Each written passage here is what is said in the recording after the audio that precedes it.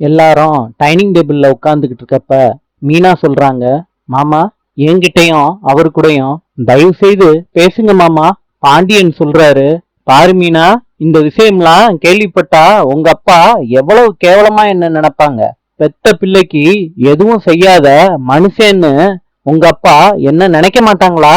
இத கேட்டுக்கிட்டு இருந்த செந்தில் கடுப்பாயி டைனிங் டேபிள விட்டு எந்திரிக்கிறாரு. அப்பா, நீங்க நினைச்சாலும் நினைக்கலாட்டியும் அதானே உண்மை. பாண்டியனும் கடுப்பாயிடுறாரு. நிறுத்துறா செந்தில் அப்படின்னு சொல்றாரு. செந்தில் சொல்றாரு, அப்பா மீனா மாத்திரம் குடுக்கலாட்டி நீங்க அசிங்கப்பட்டு போயிருப்பீங்கப்பா மீனா அப்பா முன்னாடி.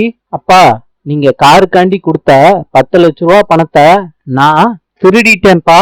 இத கேட்ட கோமதி செந்தில அடிக்கிறாங்க. என்னடா சொன்ன, திருடிட்டியா அப்படின்னு கேக்குறாங்க செந்தில பார்த்து. அப்புறம் கேக்குறாங்க கோமதி, ஏண்டா நீ கவர்மெண்ட் வேலை போறதுக்காண்டி வீட்ல இருந்து பணத்தை எடுப்பியாடா?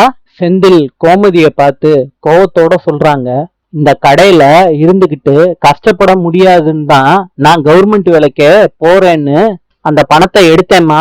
பாண்டியன் கோவத்தோட சொல்றாரு செந்தில பார்த்து, டேய், ஊர் உலகத்துல போய் பாடுறா, பெத்த அப்பங்க பிள்ளைங்கள என்ன பாடுபடுத்துறாங்கன்னு போய் பாடுறா.